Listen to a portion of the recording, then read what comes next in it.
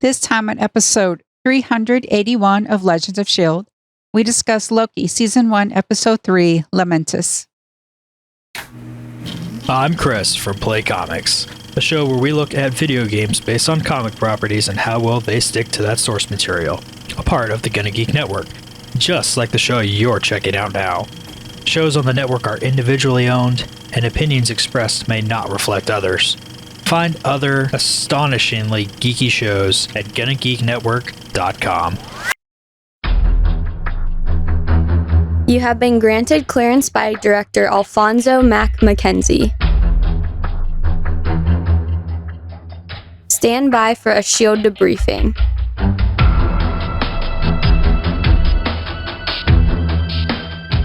All information to be discussed here is classified and may only be discussed among agents granted clearance by the S.H.I.E.L.D. director. Now it's time for your scheduled debriefing. I'm Agent Michelle.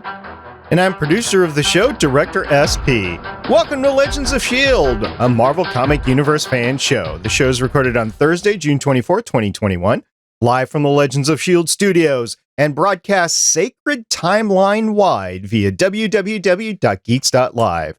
Come and join our live chat as we record. We may or may not be variants. Michelle, happy National Pralines Day. Yummy. Those are so yummy. They are. You know, in terms of pralines, I think the turtles are about the closest that I regularly have had. Do you know what I'm talking about? The little turtles? Yes. Turtles are the best. Okay. So some turtles are endangered species. We're talking about those turtles and tortoises. We're talking about the candies that look like, because the way the nuts are, they look like little turtles. And so they're called turtles. Those are the turtles I eat. We used to have them all the time over the holidays, but it's been a few years since I've grabbed them. But yeah, we had them probably for 20, 30 years of my life. Yeah, I had them around the holidays. They were great. So yes, pralines. I didn't know that June was pralines because like the holidays, I associate turtles or pralines with holidays. But I guess June 24th is National Pralines Day. So yay. I love all these days of food. Hard to argue with food days. Well, and in order to keep me from thinking about the fact that I didn't have dinner before this, we'll just get on with the rest of the show for now. Legends of S.H.I.E.L.D. is a fan-based podcast on the Marvel Cinematic and comic book universes.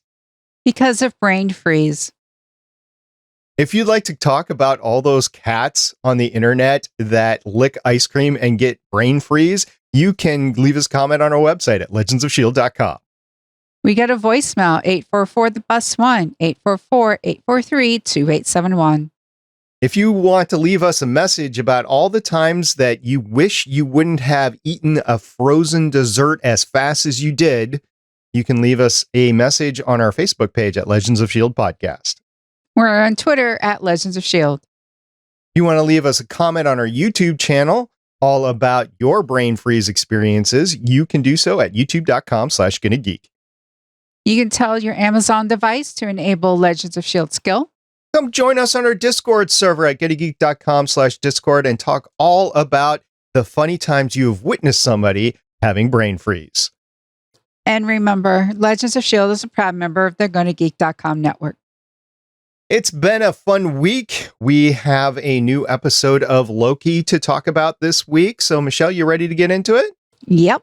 Here we go.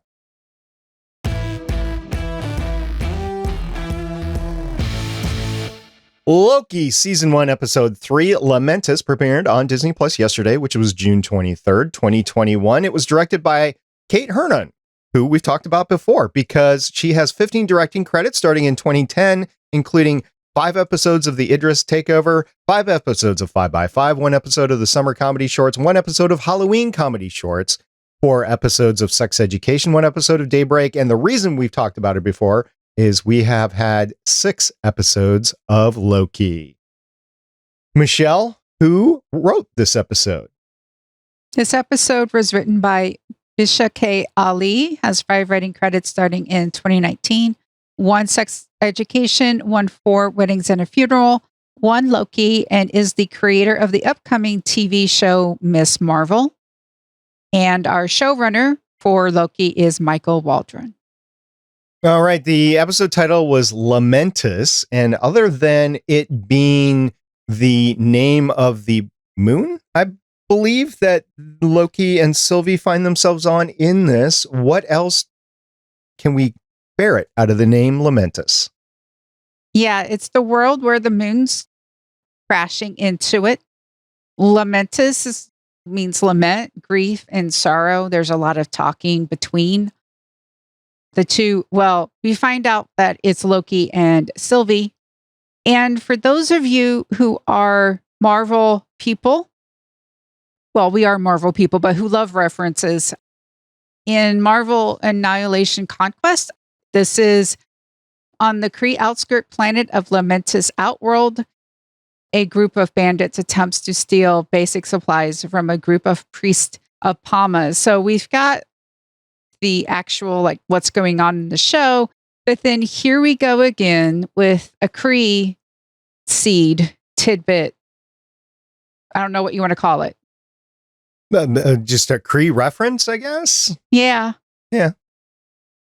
Well, that's all interesting. I didn't know any of that. So thank you very much for walking me down that path there. I liked this episode, but just to give everybody a little heads up on this episode. So it started out with the ending of last episode, which was what we now know as Sylvie, what we were calling last week as Lady Loki, went through the time portal.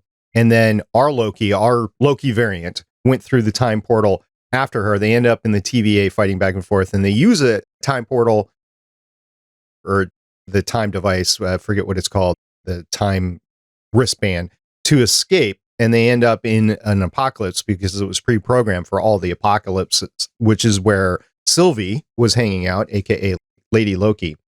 And from there, it was really just the two of them. And I was wondering, Michelle, I was in the back of my head, I know that they stopped filming early on in the process because of possible COVID effects early in 2020.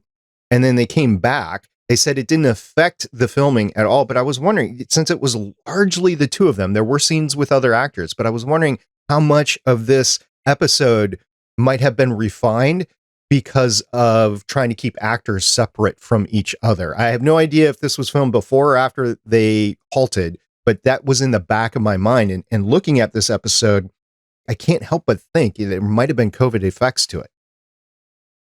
I'm going to say this is the Lokiest Loki episode because Loki loves talking about himself. And even though Sylvie is like, I don't really want to talk a lot, you still got a lot of Loki. I mean, we have double the Loki. I don't know. I think this is one of those pause episodes to try to figure out.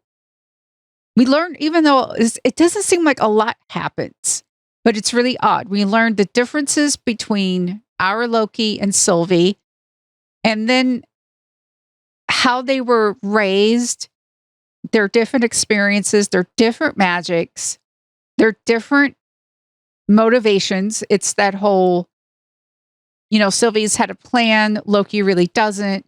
Sylvia wants to, I guess, create a power vacuum, and Loki wants to take over things. So there's the keeping the system going, but being in charge, kind of like what he did in Asgard versus just destroying everything.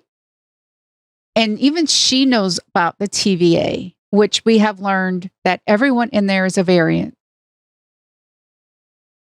Yeah, that was huge. We talked about it last episode. I gave a theory that everybody was plucked from their timelines. I did not, and I won't take credit for this, I did not mention that they were variants. That didn't enter my mind. There was some talk on our Twitter feed in between when we recorded last episode and when we saw this episode. And it was obvious to me after the fact that, yes, all these people in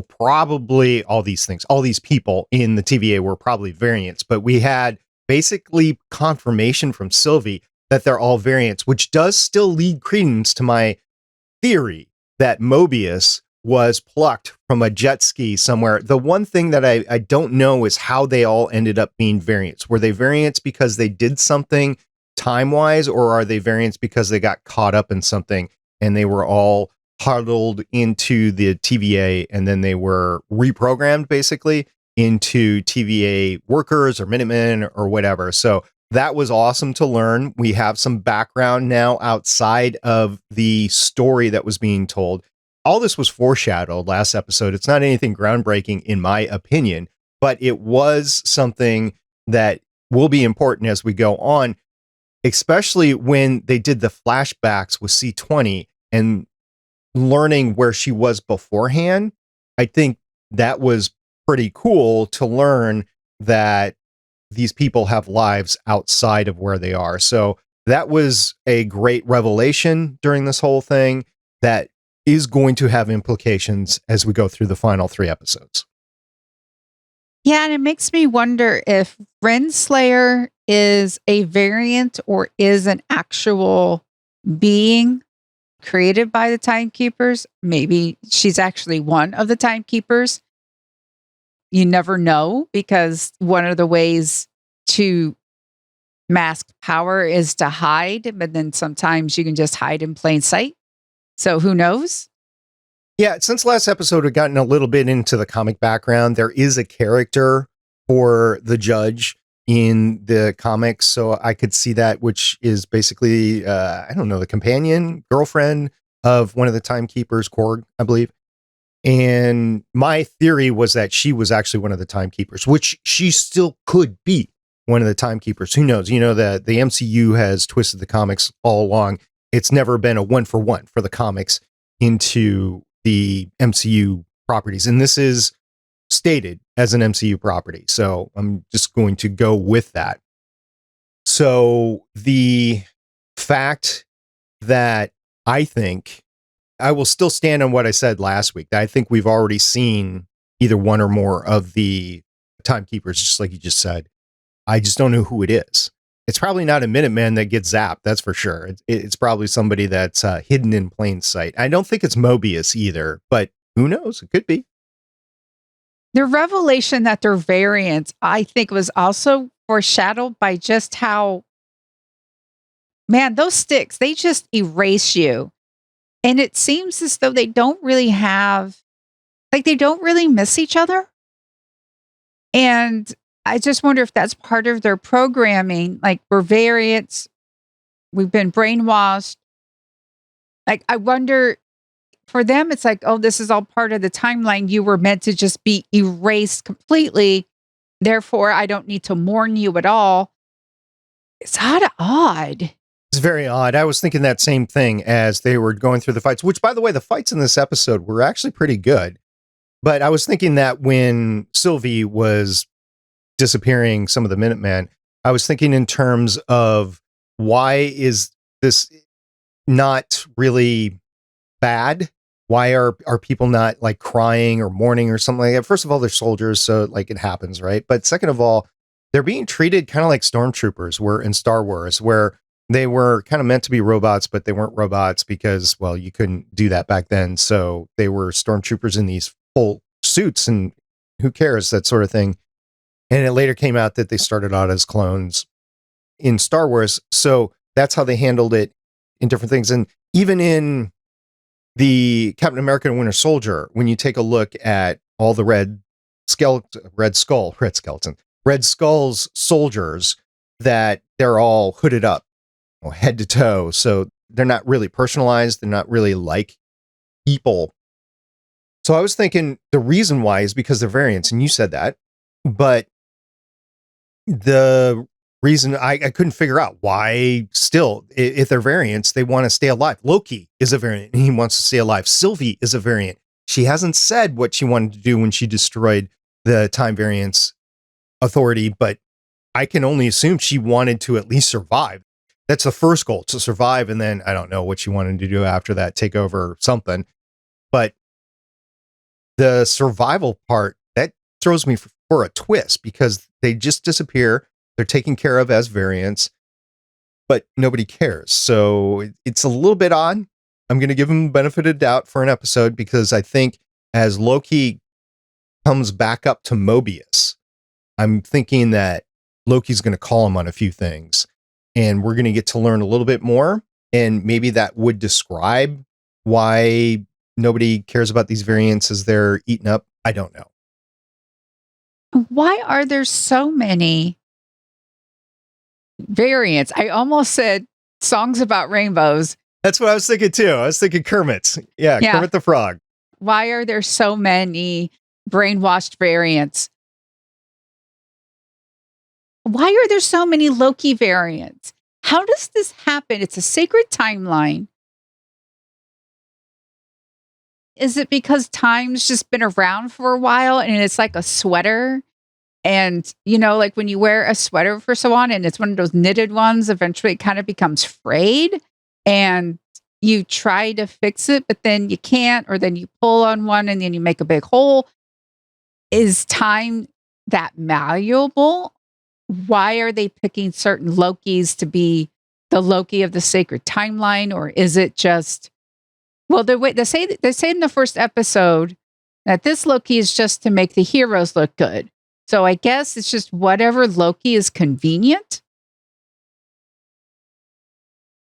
I don't know. We've seen various different Loki variants, so he seems to be the person that is the biggest thorn in the side of the TVA of the sacred timeline. The biggest let's say it that way. He's the biggest thorn in the side of the sacred timeline, because I don't think the TVA is necessarily equal to the sacred timeline.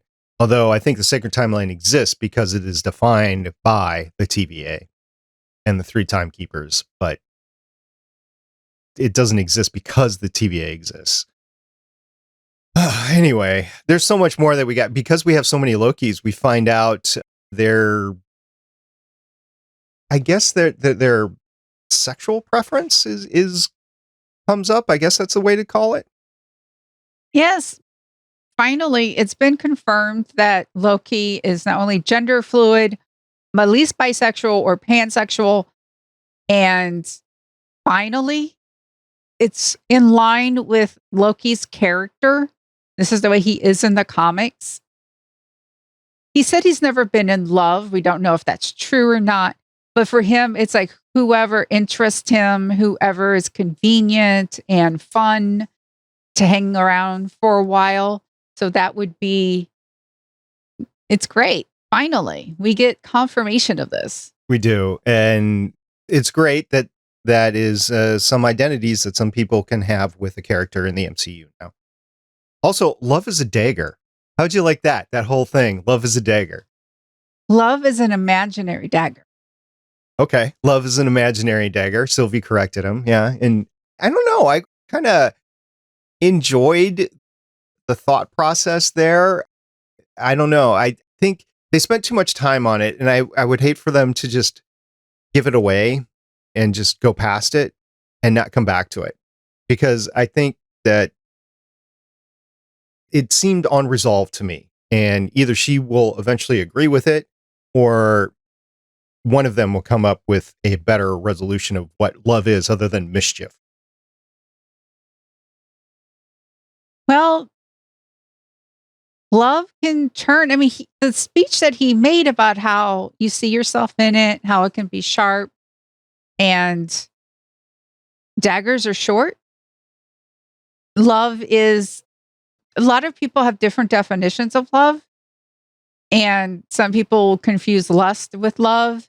Some people don't realize the hormones. And then there's the quote unquote honeymoon phase where you just get the rush of endorphins and then things settle down. And then you actually have to look at the person you're with and figure out if you like them. There's something like more important. It's really weird is I've heard a lot of couples talk about how I always don't love my spouse, but I like them.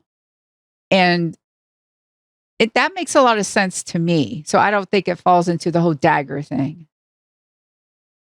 All right, we'll see if we get reapproached on the whole subject as things go on. Hey, I got a little nitpick here. So they end up on Lamentis and they end up inside a miner shack, and one of the asteroids, meteors, whatever, comes down and hits into the miner shack, and it forces them out into the open field, and they're dodging things. They get underneath the big mining truck, but they've got shrapnel coming in all around them. So they end up in another mining shack, which is supposed to protect them. But the first mining shack that they were in was compromised by a meteor. So What made the second one safer than the first one? It was a variant. I was thinking in terms of it would have been better if the CGI made them go into a cliff, like they were protected by the cliff or something like that, but it was just another building. I don't know. And then they started walking out in the open. And then I've got another bone to pick as the train's going by, right? A very large meteor is impacting the moon surface, a very large one, close to where the train tracks are in terms of geographic terms. And yet it was nothing. Yet if that same thing would happen on Earth, it would devastate, like the big asteroid that hit down in the peninsula down in Mexico, right? That was supposedly a dinosaur killer 65 million years ago or whatever. Yeah, that's what happens. The whole planet gets screwed up. So even though I know Lamentis is heading to be destroyed, just that singular asteroid impact would have been a huge thing. And the train just continues on, no problem. Maybe physics are different.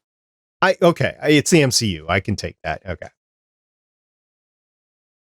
Maybe the planet was made out of a particular surface, and the asteroid, it could actually handle an asteroid better than the Earth's crust. Maybe that's it. Maybe it's vibranium. Yes, there we go. We have a planet's crust made of vibranium. Okay, I love that. And then I don't know who it was, but that old woman who shot both Lokis, that was hilarious. That she shot Sylvie first, and it was like a sonic gun, so it's not going to kill him or anything. It was just a sound wave gun. So she shoots Sylvie, and then Loki tries to do his magic, right? And gets in there, and he gets shot too. It was great that they both got shot doing things their own way, and neither worked. Yeah, he started to be like, oh, I love you. And then he gets shot. It's like Patrice never said good things like that before. And it reminds me of this scene in a Quentin Tarantino movie, which has a bad word in it. And I don't want you to have to bleep it, but it talks about how you just can't go undercover because when they're in the basement, Michael Fassbender's character, because I took German in high school. And so when he actually did the three like this, like regular, like that's not right. It's not right, Michelle. When they do like the three like this, like how we do in America, the Germans do it like this. So Michael Fassbender's character did it the way most like Americans and Europeans, like them, but Germans do it like this with the thumb out. And like when he did that, I remember going in the theater, just going, I gasped, and the person next to me just did, I was with a friend and she did not realize why. And I'm just going, this. And it's like, of course, almost everybody died. You have to know the context. You just can't put on an outfit and just blend in. There are just certain things that you have to know in order to just put on a disguise and stuff.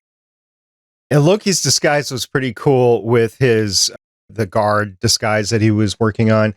And then he takes it off, and then he's a hedonistic, he's partying, whatever, and he gets full, very full, aka drunk. And he starts singing to himself, singing to Sylvie. It's interesting the dynamic in the relationship they have, because it's almost like they got a thing between them, but they're both like the same person, but they're variants. So this is getting a little weird. Just a little like it is. I mean, it's Loki, so it's got to be weird. Loki was once a unicorn. And a horse.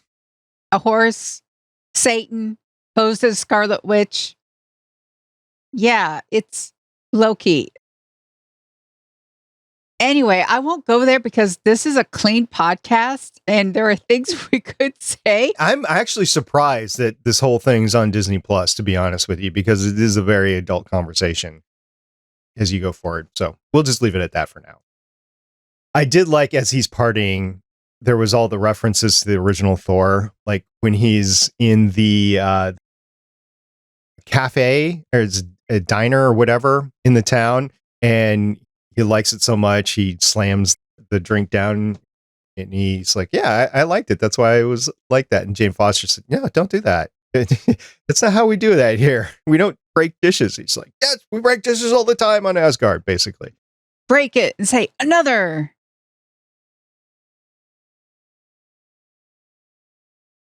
And let's not forget the fact that Tom Hiddleston did originally interview or audition as Thor.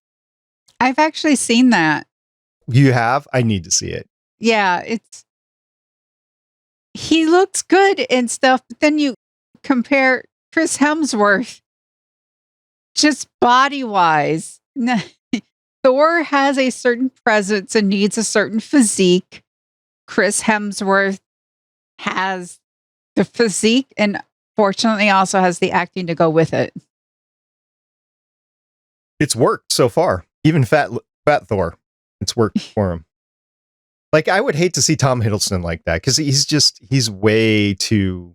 Oh my gosh, a lot. The way Marvel likes its men now, it's just, someone did a comparison between like, there's a photo of Wolverine in the first X-Men and then Wolverine, like Hugh Jackman in like the last, and just like how big the muscles are. The same thing with Chris Hemsworth.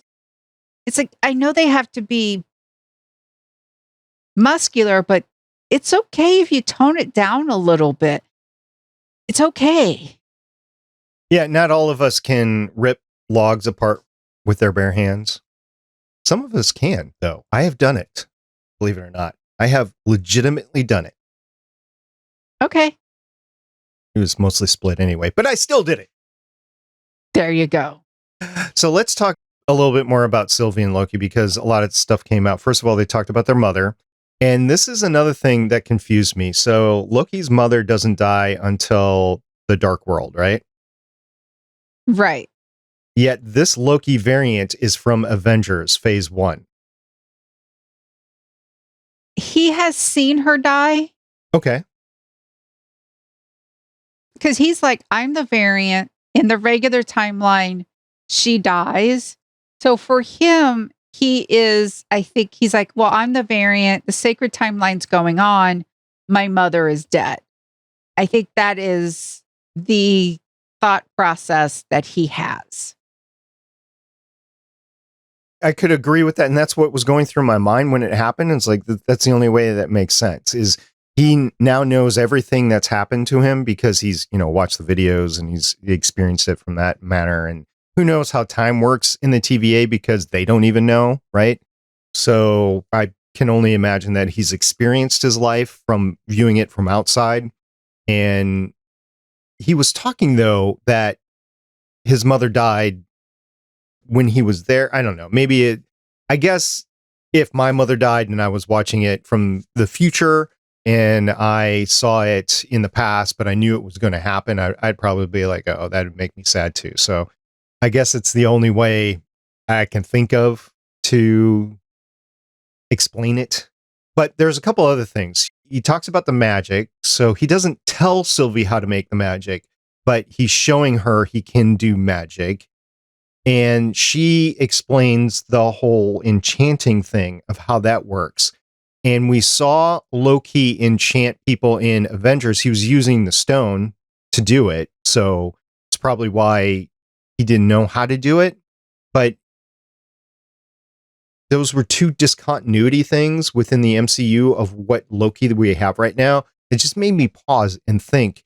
And it wasn't really explained in this episode. And I was just thinking, was it just me or is this supposed to be explainable? Well, he talks about his mother and being able to produce fireworks and other little things. And she told him, you're going to be able to do this because you can do anything.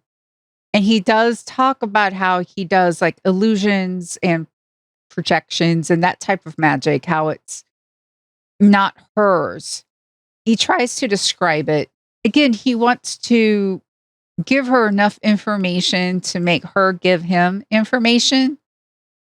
And part of me, though, is wondering, because here's the thing, because we start out the show with showing Sylvie being able to enchant and how it works. And then she talks about being able to go into, when it's a strong mind, having to take over and draw out a memory and live in the memory. Part of me is hoping that this is actually happening, that they're together and everything. part of me is like, could this be a Sylvie enchantment? Because I have to admit to everyone that I have watched the last Twilight movie. And in there's this great epic fight scene. It is amazing. And all of a sudden it's over. And then you cut to everybody's alive. And it's this one woman who's like touched the lead bad vampire guy or whatever. I can't remember. And she's like, that's what could happen if you don't agree to our terms. And it's like that big epic fight didn't happen. So I'm hoping that this actually happens. I'm hoping that this is not a Twilight Harvest Moon. I don't know whatever the last one was called. What would Sylvie's goal be in trying to enchant Loki to go through all this? What would the goal be? To find out what he knows. Yeah. To find out how he survives. Find out what he thinks. Maybe take over. Who knows? I don't know. Like, I'm 95% sure that this actually happened and they are interacting. But because I saw that Twilight movie, part of me is going, what if it's a Twilight thing? And I'm going, I hope it's not a Twilight thing. And my brain is like, it's like a 5% chance it's a Twilight thing. And then, yeah. Well, there's also Inception. And for those that are unfamiliar with Inception, the premise was you're in somebody's dreaming subconscious, basically, and there's only a few ways to tell if you're really in reality or if you're still stuck in the subconscious, basically. And the way the movie ends, I won't give it away, but the way the movie ends, you're not quite sure. I mean, people have argued both ways. I've heard it, but the spinning top. Well, I didn't want to say it, but yeah, the spinning top. The movie's like a decade old or something. Spoilers? I don't know. I don't know what the spoiler count is on something like that. A year? Come like on. The Sixth Sense. Can we talk about how that had the twist in there? Yes, of course. It's like almost 20 years old or something. It's good. Kid's dead. Okay. No, Bruce Willis is dead, not the kid. Well, okay. We'll talk about that one later. It's a different subject. But yes, you don't know if this is in Loki's mind or if this is in reality. I think it is reality, and I think they're going to get saved by Mobius. I'm thinking he's going to find him and catch him. But I could also see Sylvie then, after the fact that they're going to die, she like brings him back into reality and gets what she wants out of him, or tries to anyway. So we'll see. I think if Loki is thinking in terms of I might be enchanted, he has asked some questions about it. So yeah, who knows? We're halfway through. I've enjoyed the series so far. We've got 3 episodes left. It's a short series, but it's been a fun series, and it's got us guessing left, right, and backwards. It's been fun. Yeah, it's not as weird as WandaVision, and it's got a plot that we've been able to follow. Falcon and the Winter Soldier took a little time to figure out exactly who the bad guy, and even then, you can really tell what COVID-19 impacted Falcon and the Winter Soldier. You can feel it there. But for this, it's really interesting how it has this cosmic plot line, and it's really introducing that part of Marvel, which I really did not think they would do. But Kevin Feige wants us to go to space. Okay, we're going to space. And I know with Guardians of the Galaxy, that's one thing, but this is full on space war and getting Kree involved, perhaps, all that and stuff. People keep talking about Secret Invasion. Maybe we're getting that, maybe we're not. But yeah, the fact that we're going there, could be going there, is interesting. I think I mentioned it before, I don't know if I have, but there's one thing that 2021 has done with these Disney Plus shows. You mentioned them all, WandaVision and Falcon and the Winter Soldier, and now Loki. It has reinvigorated me into the MCU. I don't know if it was COVID or just the big Endgame letdown, but I needed my space after Endgame, and we got it. We got more than Disney wanted to give us and Marvel wanted to give us. But now we're jetting back up, and it's been interesting. I'm interested to see Black Widow. I've always said I'm interested. I have never been not interested, but I'm even more interested. That has been even longer. I'm like, okay, well, it was a forced thing, and I'm looking forward to it. Just like I'm looking forward to the end of Loki, and then the other Disney Plus series. We don't have, at the time that we are recording this, there are no more release dates or premiere dates for any of the other Marvel Disney Plus series. We know they're coming. We just don't know when they're coming. So it also tantalizes us with those. Like, these have been good. Hopefully the next ones will be good as well.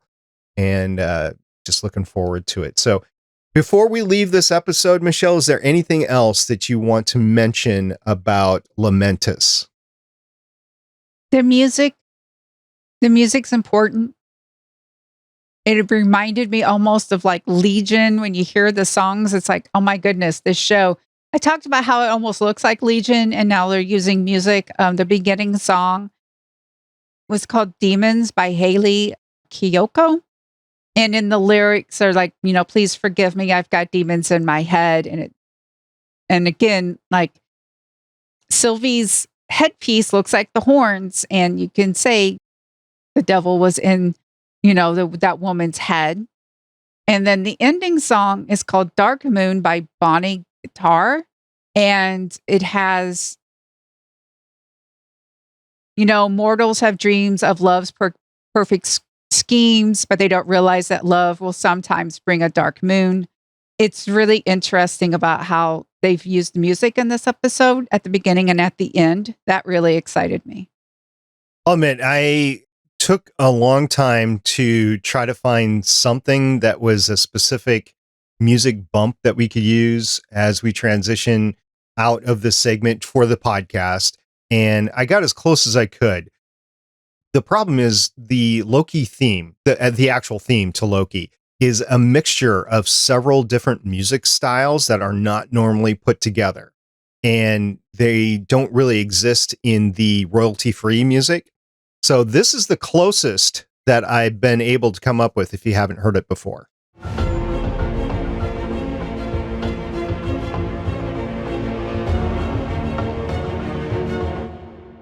So I know it's not exactly like the theme to Loki. It doesn't have any of the time in it. It doesn't have any of the theremin in it, but it was the closest I can get. So I'm just going to go with this, but the music has been outstanding. The composed music for this, I've really enjoyed it. All right.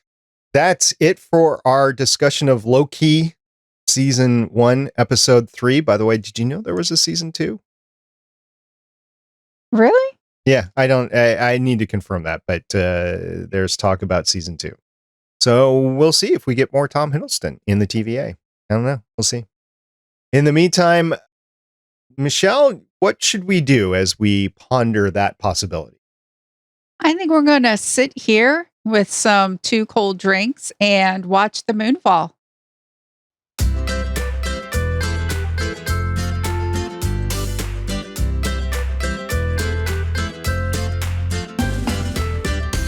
Want to thank our audience for staying with us and hope you've been enjoying our coverage of Loki. We really appreciate you and your feedback. So we look forward to hearing from you, and we will be back next week. Yes, thank you to everyone who interacts with us, whether it's on Twitter or Discord. And I would like to thank SP in advance for making me sound better in the edit than I did today. I make myself sound better. So, of course, I'm going to make you sound better. Actually, there's no need. You sound great.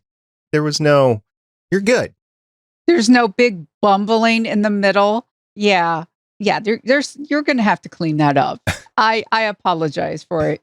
In full disclosure, I do edit the show, but it's not that much. So anyway, until next time, I'm director of the show, SP.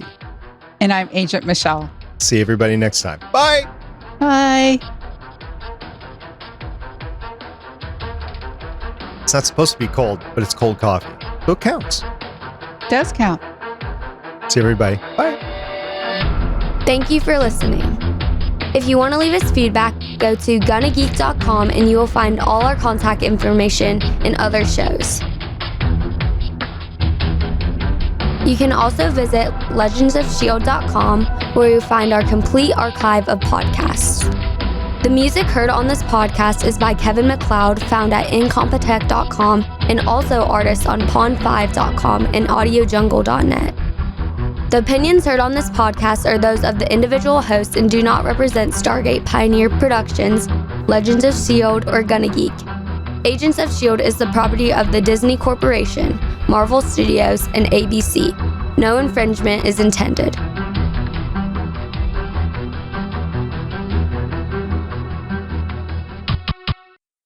Legends of S.H.I.E.L.D. is copyright 2013 through 2021.